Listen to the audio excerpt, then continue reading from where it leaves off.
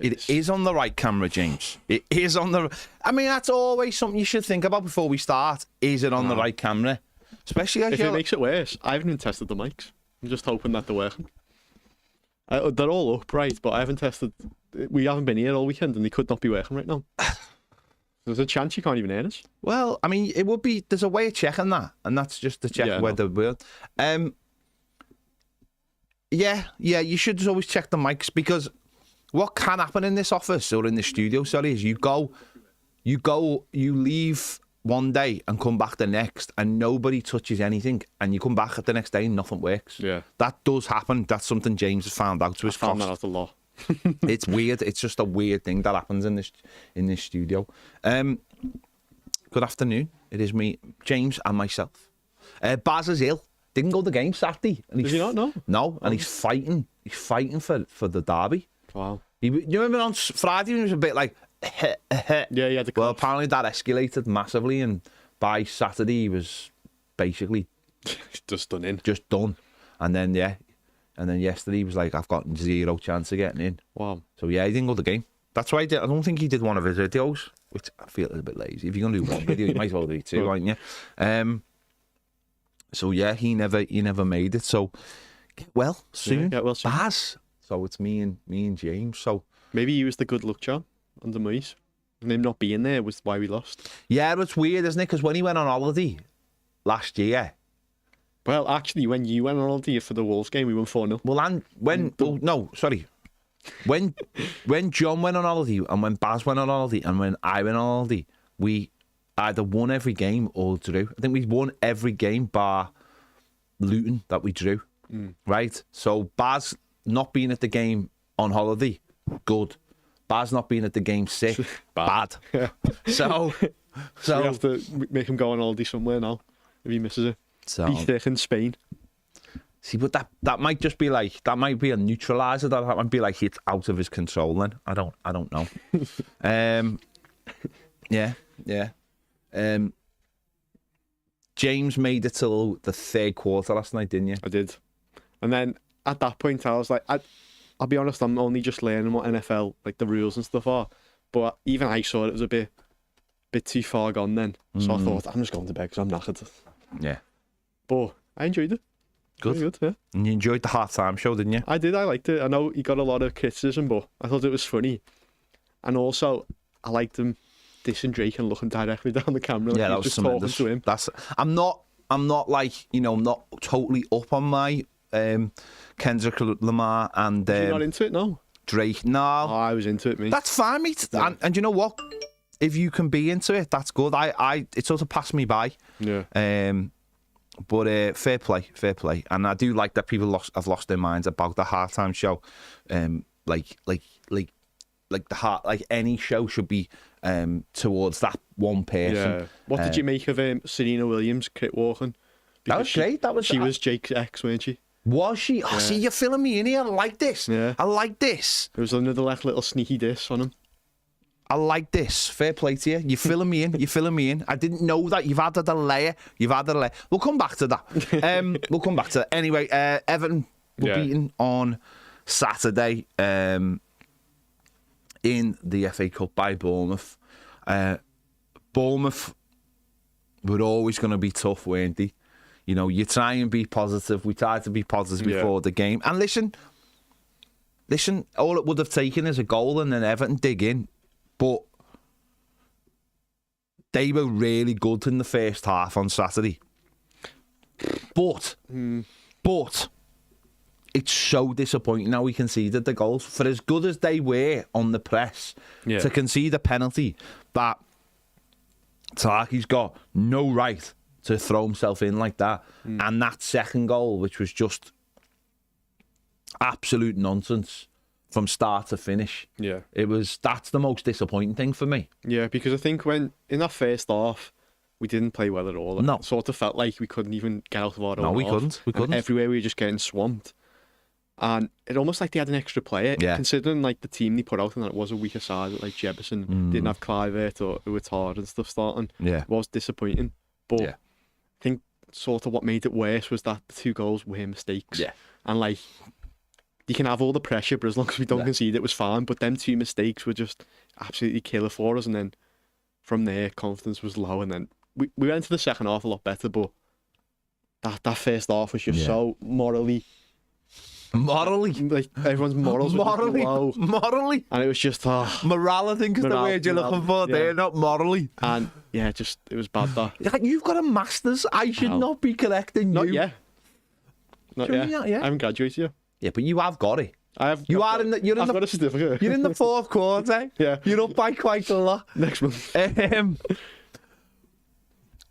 Morally, morale. If Everton, I mean, it's not, is it? Yeah. If Everton could have got to half time at 1-0 and come out second half, it would have been a lot different. They would have had to have edged their bet. Second half, they didn't have to come out, and even though we hit the post 3 times, and you know, I've gone close. Their keeper hasn't had to really make any saves, really. And it's one of those days where it's like this has happened. Do you know what it's like, right? It's like there's a battery for our defence, and it's like it's up here, and then bit by bit it comes down, and then you get like the Man United away game. Yeah, where everyone just loses their head. The battery's flat, and everybody's absolutely dead, and you're making mistakes left, right, and centre. It feels a bit like that, and on Saturday it was like that. Yeah, the first goal, whether it was onside or offside, listen, I've said loads of times, and I stick by it. I like VAR, right? And that's why I like VAR. The one on Friday night for Manchester United, that winner. And then I saw one yesterday, actually. Blackburn had one disallowed. And it looked like a goal for me. So even if all you had in football in the Premier League was goal line tech and offsides by... But wasn't there one game that didn't have goal line technology, and it didn't really go over the line, but they got given the goal anyway? Well, I don't know, I haven't seen all the goals, but didn't Man United have goal line technology on Friday night?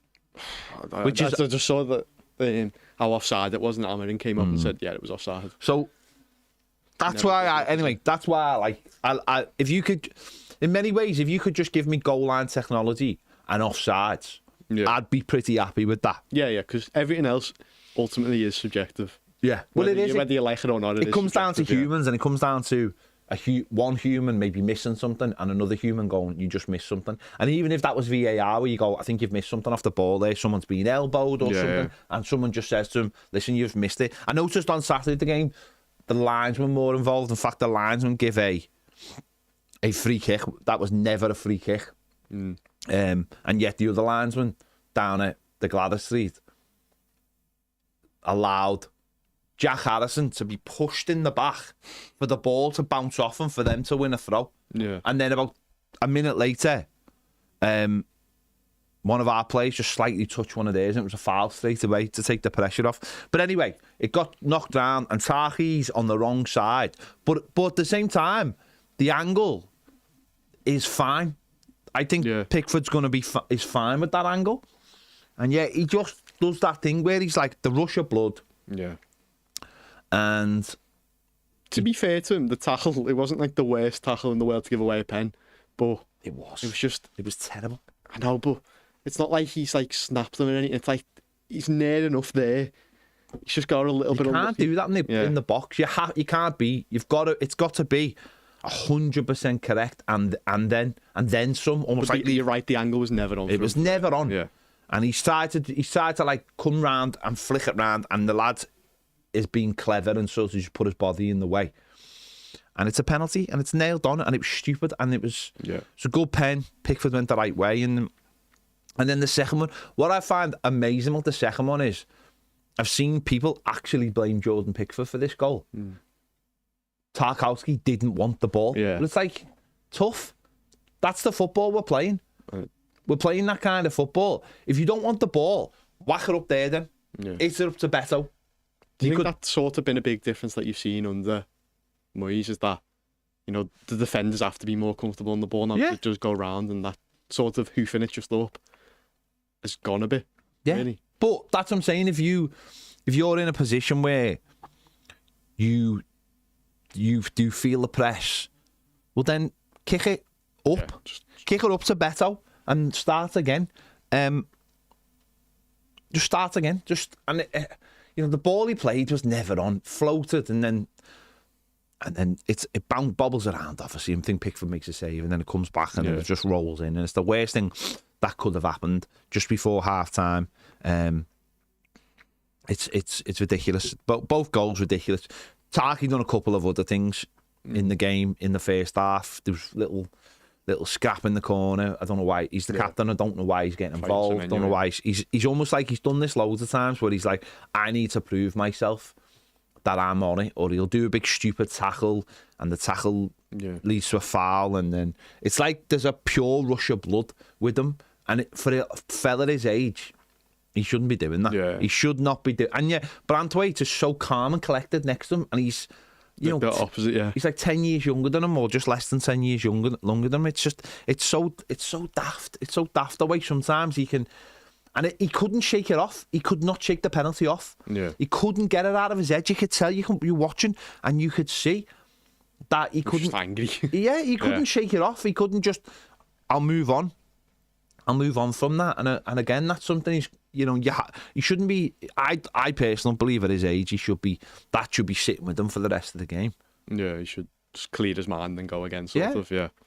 But we were a lot better second half, weren't we?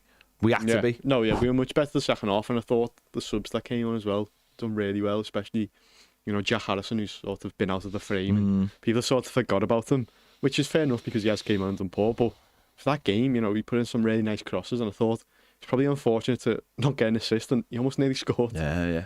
No, he did, and obviously he came on the right, which we've sort of said we didn't want him to see, but him and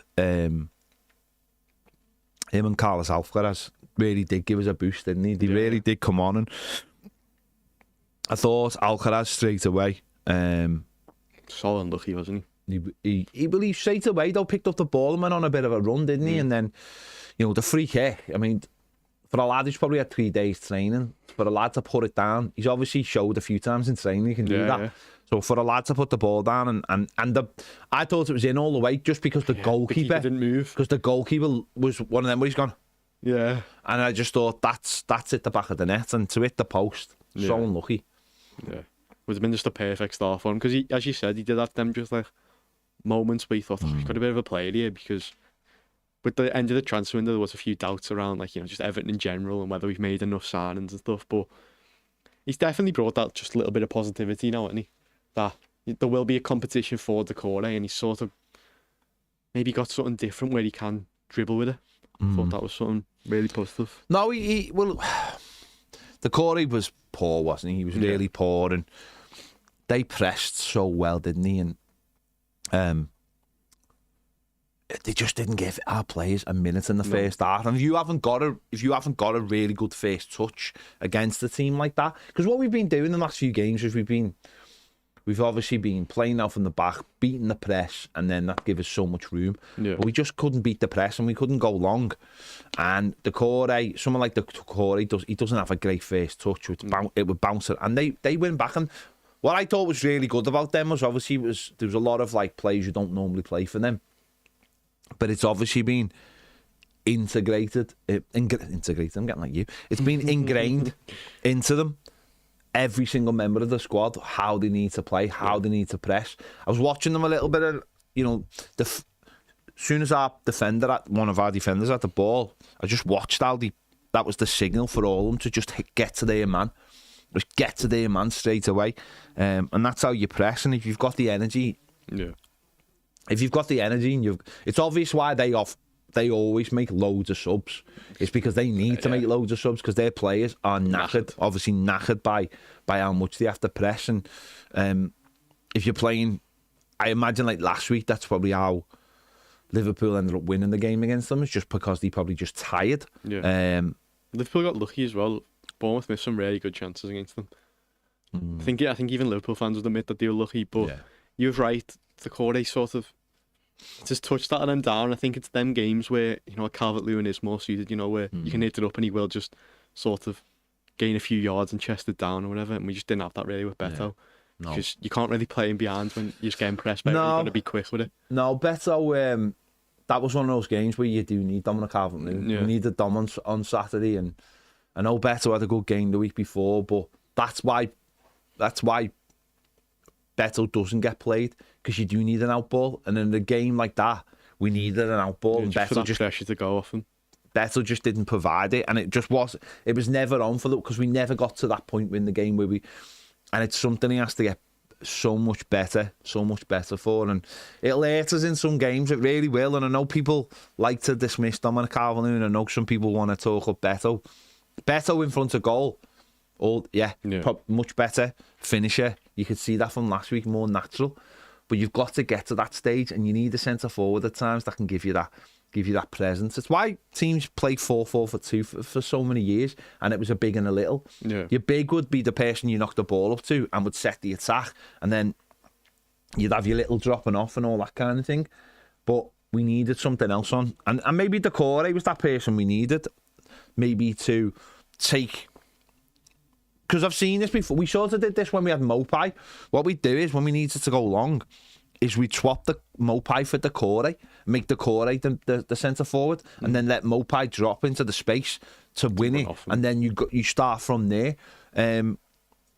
But we never did that. We never did that. Could have been an option on Saturday, but we never did that. But we had nothing to play off, and at least in the second half, when Alcaraz came on and Harrison got the ball, thought Alcaraz there was a couple of times picked up and ran with it and just offered something a little bit different. Yeah. Absolutely. He looks all right though, doesn't he? Yeah, he looks like a good player. I thought, there was just a few situations where he just took it, passed it and moved on well. And then obviously that dribble that led to the free kick. And as you said, he's young, isn't he? He's someone who's a bit exciting, and it's something different to Decore, because as much as I think Decore isn't great, I don't think it's the thing that Everton haven't won without him yet. So far this season. No, it was like the whole time on the dice. I think we only ever won one game where he, and then I think that was in the cup. Yeah. I think we, was it? Yeah. I think we won one game where he, Palace in the FA Cup replay, I think it was the only game we ever won with him when he wasn't playing. Yeah. So I think it shows the sort of importance that he has, but as you said, I think with having Beto and Decore, you can't really have them both. I feel like the two sort of similar. You need someone who has that sort of nice touch and can sort of move that. Sort of like what you see with James Garner, the way. I thought he has a good game. And just that, he sort of takes it, he's calm in it, and he can play off a good pass. But I don't think Decore's got that. And I don't think Beto's got that either. But Calvert-Lewin did. That's sort of why it worked, but it was in front of goal that let him down. Yeah, we just couldn't get in those, I just thought, listen, subs are going to be massively important, and whether people rate Decore or they rate Jack Harrison, they're going to be all dead really important. And I thought Jack Harrison, for the first time in a while, came on and did exactly what he's supposed to do, which is try and turn a fullback inside out. And I thought he did really well when he came on. The crosses were all spot on. He really did have that fullback all every time, and it's Kirkes as well. The fact that we didn't get anything out of it was a real shame. Now, does that mean I want him starting on Wednesday night? No, but I want. What Moyes has demonstrated so far is he's going to make subs. He's going to change the game. He's going to look to change the game. Decore there on Saturday would have stayed on the pitch for at least another 15 minutes before Moyes came in. He would have stayed for at least 15 more minutes. You've got to make changes, and the fact that Alcaraz only a few days in training, Harrison coming on, they just give us something different that we needed in the second half, just to try and drag us through. Sadly, it wasn't enough because we couldn't put the ball in the back of the net. But I just don't know how he didn't score a few of them. I know. That one with Jake O'Brien. It was just an open goal. It was. It was an open goal. It was an open goal. Yeah. It was so disappointing. The other one went as well. The Alcaraz one, but then there was two more that hit the post as well, weren't they? Yeah, there was obviously Alcaraz hit the post. Jack Harrison's cross hit the post. Jake O'Brien hit the post. It's just on another day we because of that 3 goals there. Yeah, on another day. And as I said, that's why the first goal, this goal just before half time was so important, because it really just took the game just a little bit away from us, and it meant they didn't have to come out. It meant they could like defend deep and soak up the pressure. And yes, they got lucky. Don't get me wrong, they got lucky, and you could tell probably second half that they weren't playing a lot of their better players, and they did have a few, but you can see there they've built a good side. There's a lot of chat in the comments about Tarkowski. Listen, Tarky this season started the season rough because of his back injury. He's had lot more good games than bad, hasn't he? Like the last few games, he's been very consistent. You're right with saying it though, that it's like Everton on a battery, and just every few games they'll just lose their heads for some reason. He's part of that. And listen, Everton at the end of the season will start to look at that position. Of course we will. We'll be looking at it. We've got Jake O'Brien. There'll be a big decision to make over Branthwaite. Decisions will start at this. David Moyes knows his centre backs. When he was at Everton the first time, centre backs were a key part of what was good about us. Yeah, at West Ham, he's obviously again he was a centre back. He knows what he's looking for, and it'll be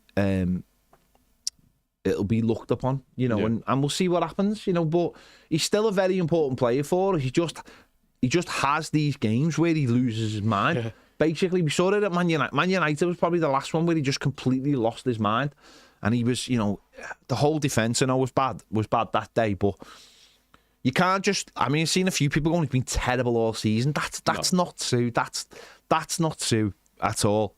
And now he's been asked to do more, hasn't he? He's been asked to do more, take it from the back, and he's got to be comfortable in the ball, so just hoofing it up whenever he gets it, sort of. Yeah, and the thing about it is, if he had hoofed that one up, I don't think anyone would have. Don't forget, this is a lad last week that sets up a goal by curling one into Beto. So let's not just go in on him because he's had a bad game. He knows he's had a bad game. By the way, he knew he had the bad game.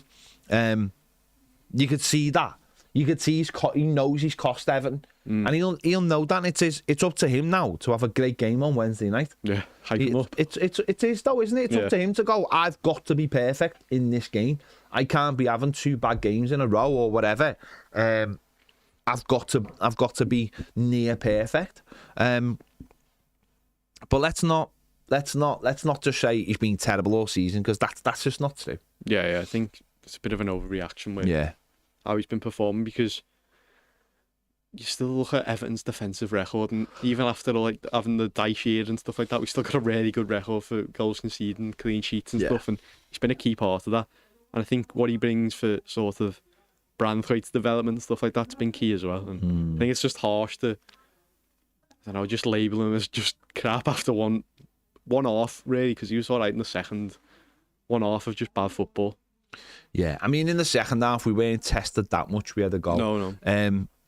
Sadly, we had to make the dreaded sub, though, didn't we? The dreaded sub? The Keane sub. Oh, yeah. And I can understand why we did it. I mean, it was the last 10 minutes. Took a Disagana Gay off, probably to save his legs. And it was just an outball, wasn't it? That was an outball. And it shows where we are. Obviously, Saturday there was no Mikalenko. He picked up an injury in the morning. That'll be looked at for the derby. I mean, Patterson injured. He's going to miss the derby. Obviously, we know all the other 3 centre forwards are out. We know Dwight McNeil's still out. The bench on Saturday was 2 goalkeepers. Yeah. Tim Erabunum, who's only just coming back, who I thought did all right when he came on. 2 chances. Had 2 great chances, didn't he? Scarred them both. I know. It was just. It annoys me. It really annoys me that they're the ones that when they fall to, like, I don't know, Liverpool have embryos and they'll put them in. They were 2 really good chances. They were 2 really good chances. It's like comeback sort of, but he's probably in an ideal world, he probably would. This would have been his first game coming back, fit last 10 minutes or something. You know, we had Keane on the bench, we had Harrison on the bench, we had Alcaraz on the bench, and then we had like 3 kids, didn't we? Basically, for all of our subs, that was it. 3 kids, 2 goalies, and what, four outfielders, and we've had to play put a centre back up front, so it's not ideal. And obviously with Liverpool and then Palace, and then we've got a week, and then it's Man United and Brentford, isn't it? And then we've got a Saturday off because of the FA Cup. But we got to hope Michalenko's back, because he has been. Ashley Young was playing a lot deeper. I mean, I just thought his starting position was a lot deeper. He did get up and down that side, as his heat map will show, but we definitely need Michalenko back for Wednesday. I think as well, when Michalenko plays against, you know, them more attacking wingers, you know, like a Salah and like a Salah, he always normally has like a decent game against them, because he does have them sort of defensive qualities. And as you said, since Moyes came in, he has been going further up as well, and he put a few good decent crosses in against Brighton. Was it Brighton? Or the other one? But he put in a few decent crosses, and he sort of, where he's not ideal as an attacking fullback, I think the defensive sort of attributes he has will be key against Liverpool. Yeah. And as much as I like Ashley Young, I think we shouldn't be relying really on him. No, well, like, that's what he's there for, isn't it? That's what he should be. He should be the backup. He should. I mean, what we need to do next season is buy a left back that pushes Michalenko into that position, or pushes Michalenko to be better. I mean, that's the point. You're buying players that are better than what you've got to push that player. That's that. You know, it's not. That's the whole point about buying good players. It's to put pressure under the players. Yeah. You're trying to improve them. David Moyes, when you listen to him, he listens to him after the match, listen to him after other matches. When he talks, he's saying we need better players. Because, your backup shouldn't be Ashley Young. Your backup should be Michalenko. But he should be trying to get into the team. Or he's like a different option for where you want to be more defensive. You've got a Michalenko. Well, it's not. I don't even think it's a different option. I think Evertonians, in many ways, over the years, have been brainwashed into this starting 11. What's the perfect starting 11? What would be your 11? When you look at like what Bournemouth had on Saturday, they can make changes. They can have a different team for this game, and then on Saturday might have split. And they're not swapping players because they're injured. They're swapping players because they just feel like on that day it's a better fit. You know, you need a squad. Some of these teams now, the squads are so deep, and they've got 5 or 6 options in the forward positions and 6 or 7 options in the midfield positions. It's whatever's right for that time. Or you look at Bournemouth's team as well. Their 2 starting strikers are both injured now for the season now, and they're still scoring heaps of goals every game. So I think that sort of proves the point that you have a deep squad. That where if two attackers get injured, you're still fine. You can still score. Yeah, I don't think that's the case with Everton. If we had, well, we've got Brozier and Calvert-Lewin, but I mean 2 more starting ones that if say we lost them and die in a better, I think would really struggle where they wouldn't. Well, you've got to, as I said, have players who aren't. You go, that's our. You're always going to have starting players, but I think you've got to have players who are fighting, and you can go, I don't know who's playing this week. Yeah. You know, even if you look at our forwards, we've got 4 forwards at the club at the moment. 3 of them obviously out, but there's a difference in the quality of all of them, isn't there? In like attributes wise, Dom's like experienced, then Beto's raw. Then you've got Brozier, who's with us because he's always injured, so no one actually knows what his level is. And then you've got Chimiti, who's a young lad. So there's like it goes down. Whereas teams like Bournemouth now have got like 3 or 4 that are all the same and can come in and do a different kind of job. And that's where Everton have got to get to. And that's the same like with the centre-backs, with the full-backs, with the centre midfield. I think, you know, certainly, I think centre midfield for us, we've got a bit more of that level. Players are all, there's no one you'd go, but what I mean by that is you've got McPartland and James Garner comes in, and there's no like massive drop off. They are all sort of same kind of level. If Ed Boonham can get himself up to a little bit more of a level, but the wide areas as well, we've got to get wide players. Yeah, but like well, you need 2 on each side that are really good quality, so that there's no drop off when players are not playing, or mostly when you make subs. Yeah. That's the thing I've been impressed with Bournemouth this season. obviously playing them 3 times and watching through the seasons, they make subs and there's no drop off. And I think that's They know exactly what like the role is. They know what they're doing, and they know that lad knows that. Next week he mightn't be sitting on the bench, he might be playing, and you're being judged on more, not the quality levels, but your fatigue levels. Are you fit to play today? What's your battery level, that sort of thing? And that's where I think somewhere, and they've done that really, really quickly. It's all Villa's squad yesterday. Jesus, you know, when you're looking at them going, look at the players these have brought in. Yeah. Look how deep their squad is now. Look how they've managed to, you know, lose a player and then bring 2, like Duran going out, and then they managed to bring like 3 players in, and suddenly you look at their squad and go, wow, so many good midfielders, so deep and so good as well. And that's the task now for Everton going forward, is building on the squad, and us as fans as well. I've said this for some time. It's like this thing of mentality of like, what's the best 11? It's like, there shouldn't be a best 11. You should very rarely start the same team week in and week out. There should always be a player coming in, even if that's like a psychological thing for the manager to go, making a change today just to keep you all on your toes. Yeah. You shouldn't be playing the same team week in and week out, because it's going to get tireder and tireder and tireder and tireder. Who cares if Villa are playing fellas £150,000 a week? Big deal. Let them.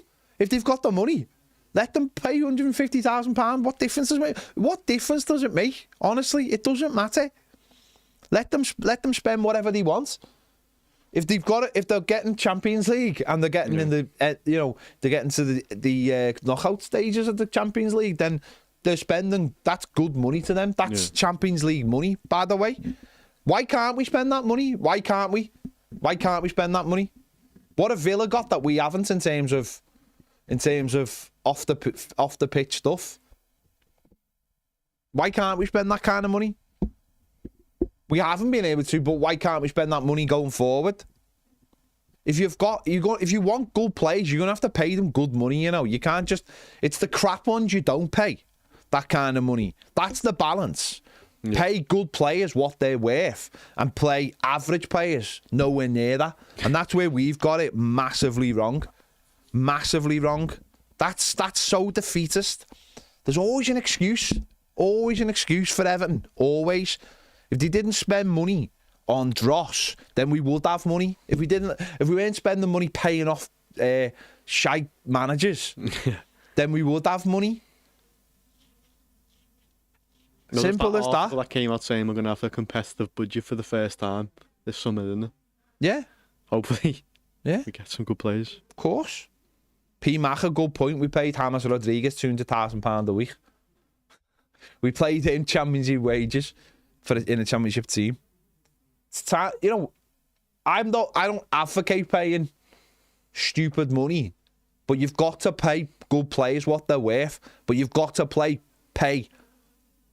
average players what they're worth, not silly money.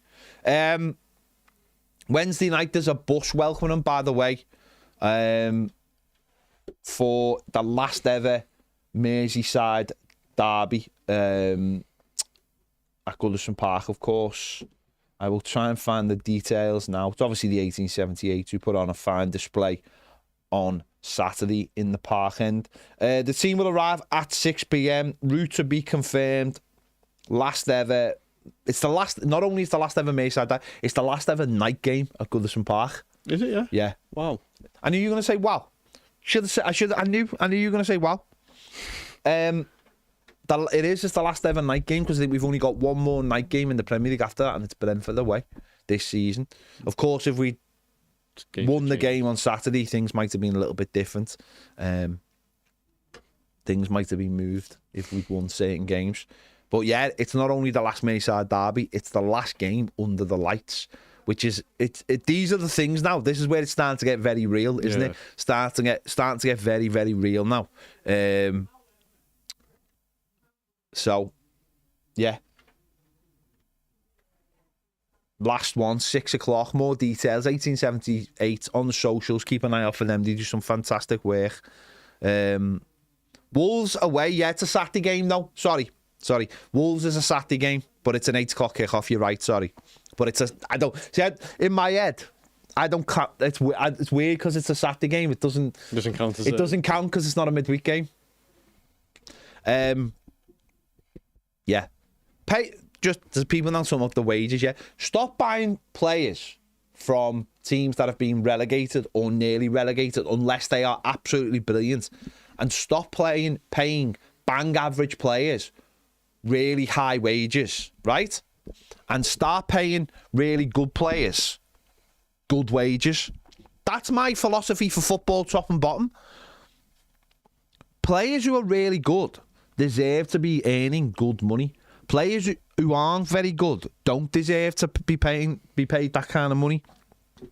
Football as a whole needs to stop paying average players. People like Marcus Rashford should not be earning £350,000 a week. They are bang average players. So stop paying them. The derby is on TNT on Wednesday. It's a 7:30 kickoff, which is a bit crap if you ask me. Do you not like 7:30? Oh, it's awful, mate. It's awful. You ever tried to get to the match at 7:30? It's terrible. It's terrible, mate. Everyone's rushing around. Because of rush hour, I suppose. Yeah, everyone's rushing to get there, and no one's like prepared for it. Like, it's the last couple of 7:30s. I've just been like, I've been late for one. I think I got in 5 minutes late for one of them. They're awful. It's just a terrible kickoff time. This should be an 8 o'clock kickoff, but it's not because there's European games. So they don't want to clash with them. Yeah. There's like UEFA don't like other countries playing on, and you wouldn't be allowed to in the last couple of years. But for some reason they've changed it. But I don't like it. Joe has asked a couple of times on the comments, do you reckon there'll be a seat swap system put in place next season in the new ground ped? Seems to be a lot of people having to be separated from friends, etc. due to tenure. Right, Joe, that's a really good point, mate. I don't know, but I think it's a good idea. We got our tenure. We've got 23 years, and there's 4 of us. And my nephew had what's he got? 14. I think he can get his this week. Anyway, he's 19. My nephew. So what we decided was, we said to his dad, it's up to you what you want to do. If you want to wait, we'll all wait. But if you want to get yours, we'll go. So what we did was, we bought our 4 and we left the space right in the middle. Someone took that space. I don't know why, but someone took that space. But that's up to them. It's their ticket. They've got the tenure. If they want to take that space and they sit on their own, fair enough. I mean, could have sat anywhere, but you decided to sit in the middle of people. Fine. Not gonna moan about it. You've got the right as much as anybody else, if not more, because you've got 23 years tenure. Anyway, because what we thought was, because he's on his own, we decided we wanted our tickets where we wanted them, and these will be our tickets probably for the rest of our lives. Let's get it right. So we thought, well, he's got a better chance of making his way over to us over the course of a few years than we have of getting our seats. And we've also said we'll take turns. We'll one of us will go and sit in that seat so he can come and sit with us.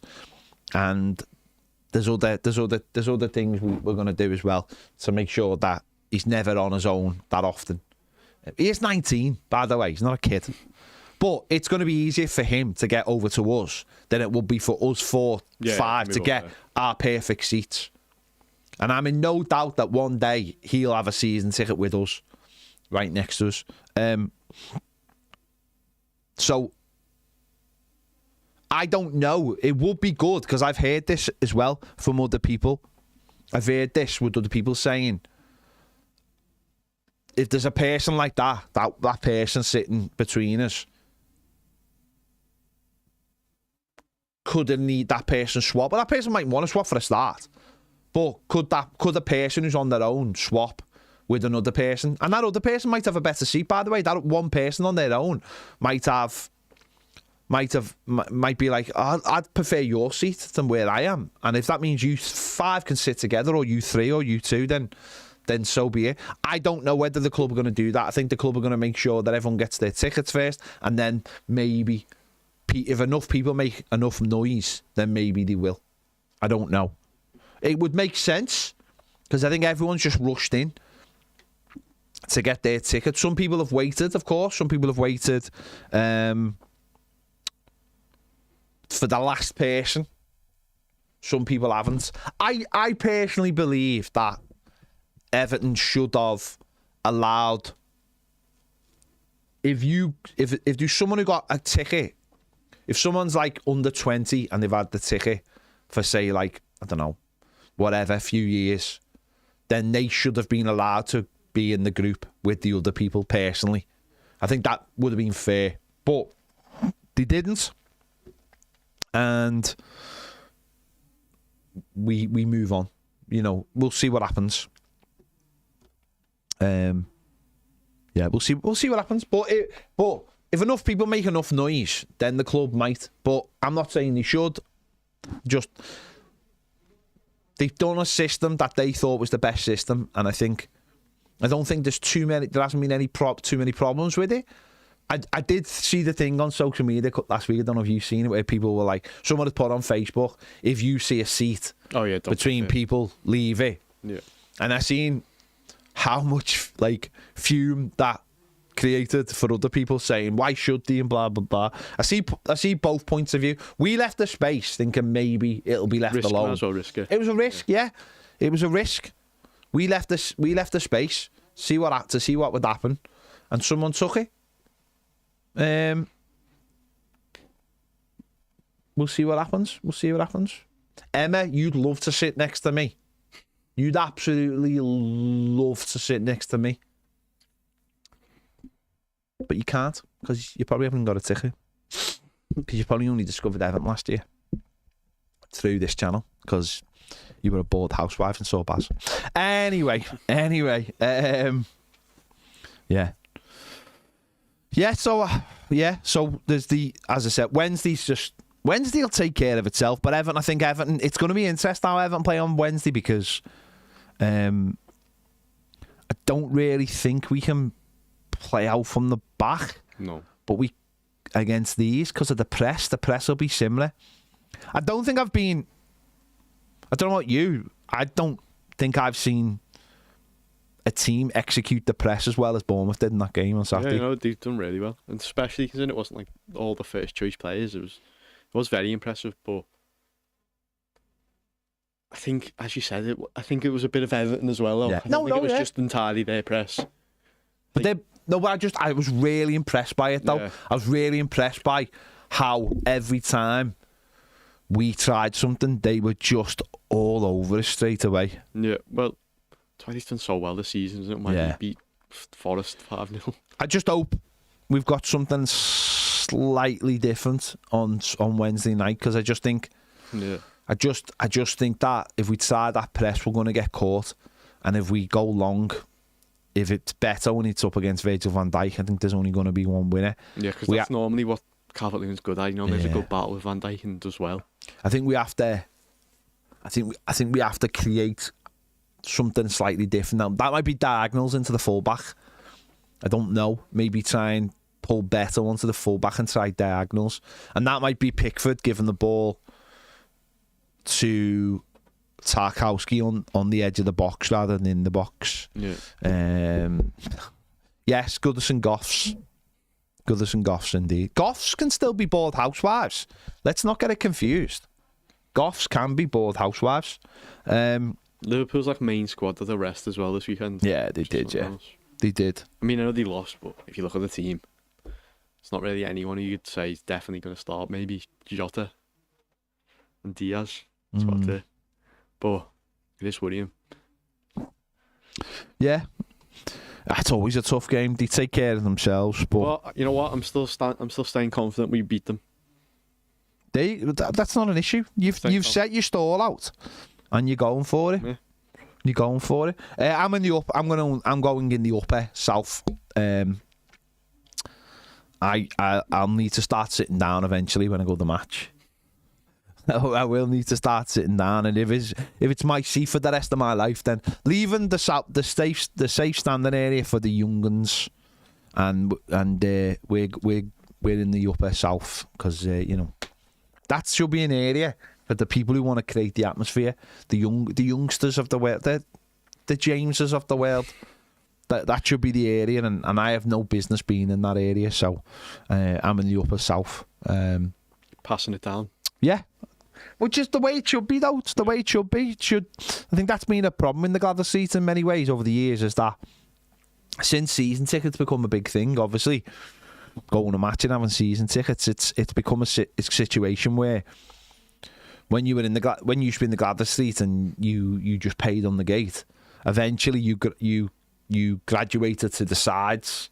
And you bought a season ticket. Yeah. I think that was the natural thing. But when season tickets come in, it locked you in, and it locked you into that. And because we obviously sold all our season tickets, it locked you into that area. And I don't think.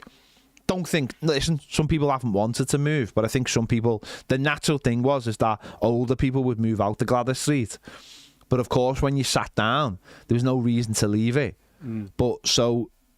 Now that we stand up again, and obviously we're coming to the end, I think a lot of those people thinking, no, it's time to sit down. And I like being behind the goal. I understand being on the side it can be a different game, and you tactically and stuff you can still get it. But I like being behind the goal.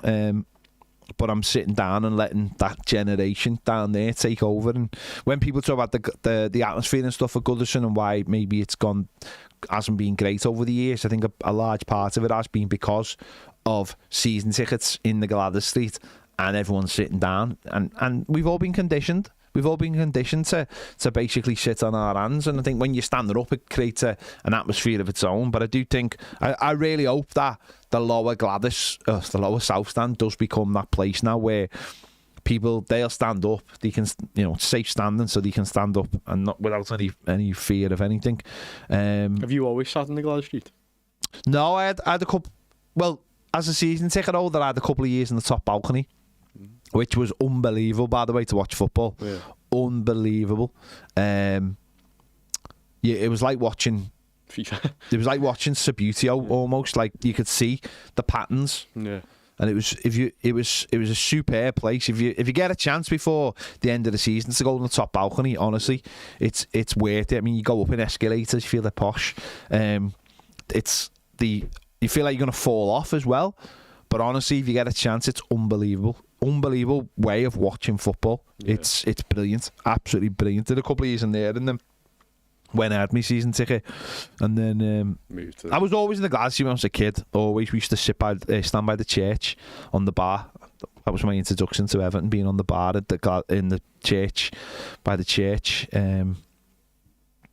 That's when we were kids. We were always on the bar, and when you'd score, you'd end up about 10 yards in front, carried on top of people and whatever. It was mad. Or whatever, there was a chance to be a bit. It was ridiculous. I mean, it was ridiculous how dangerous it was in many ways. But apparently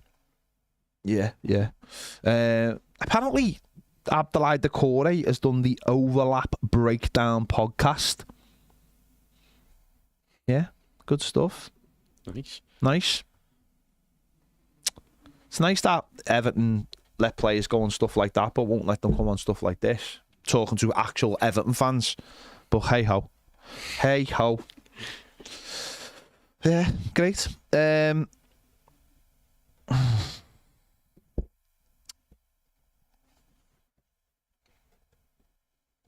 Emma, if you sat behind me, it would be my rugged physique that would stop you seeing the match, not my wonderful hair.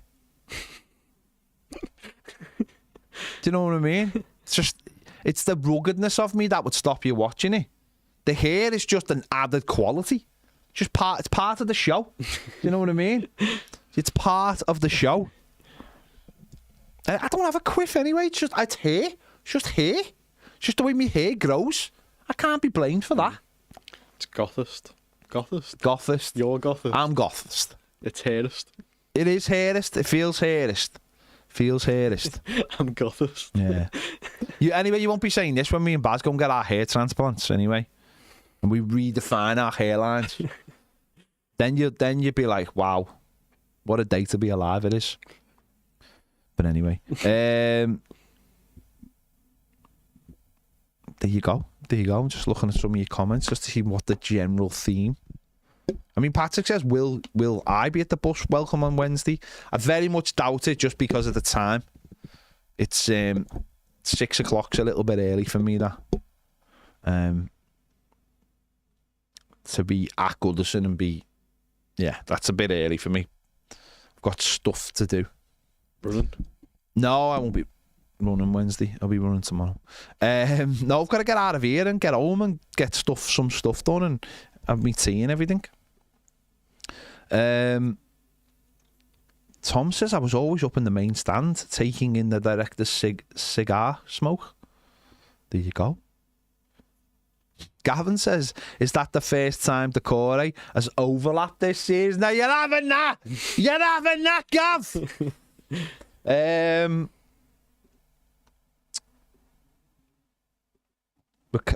Richo says he wants to be in the East Stand halfway line. Get it then? Fitzy says Charlie starts in the derby for me.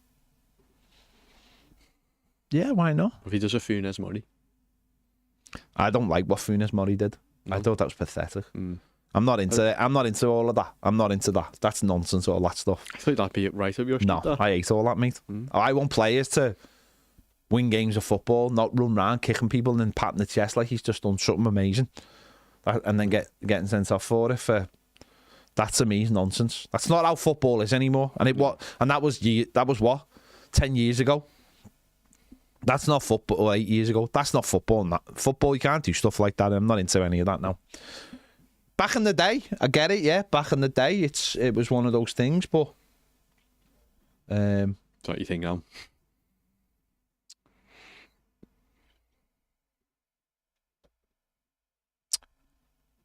Just on another note, Carl Cashman, who started following me the other day on Twitter, who is the leader of the Lib Dems, right? I don't know. Why would he start following me? Bloody socialist. Said he's got a policy announcement. A tram for Liverpool. He said, when we ran Liverpool, we weren't scared to invest in the city. We'll do it again.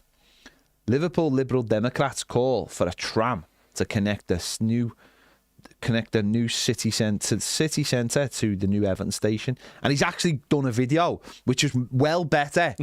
And he's actually gone the fan zone, and it's actually a well better video than Steve Rotherham did, which has to go down as, put it this way, if James would have come up with that video that Steve Rotherham put out, I'd have sacked him.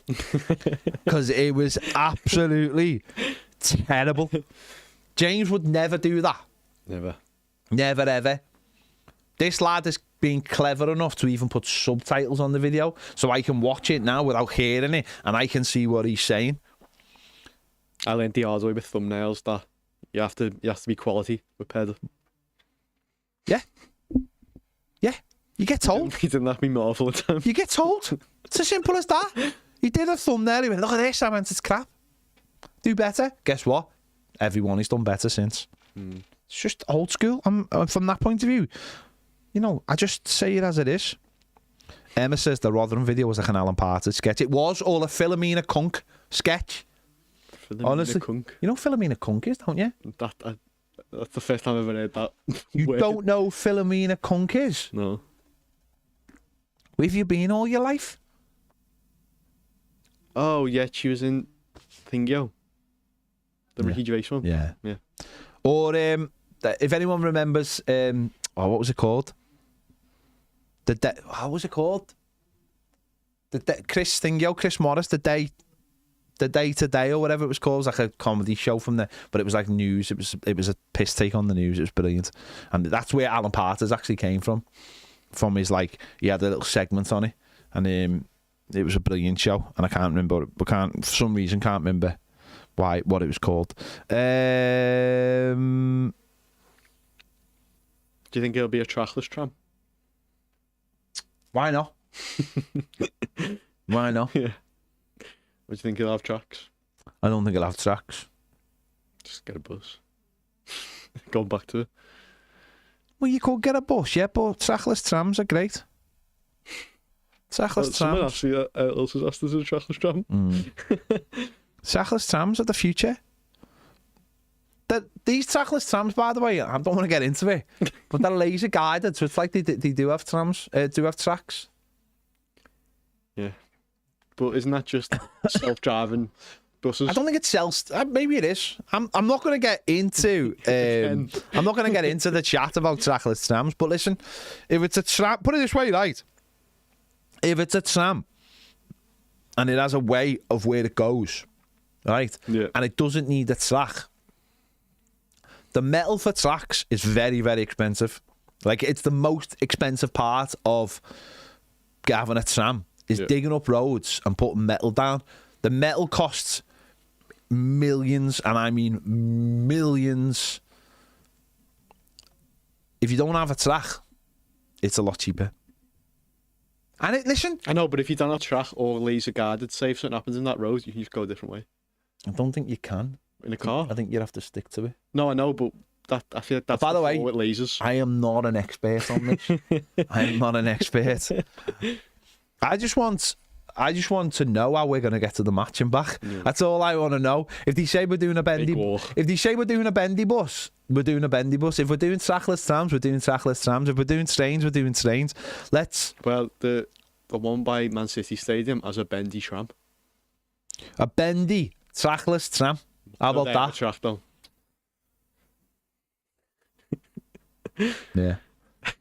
Is right. If you know what, if the council did discuss trackless trams and how to get to the match as much as we did, then this would be sorted, wouldn't it? Yeah. It would be sorted. It'd all be good. It would all be good.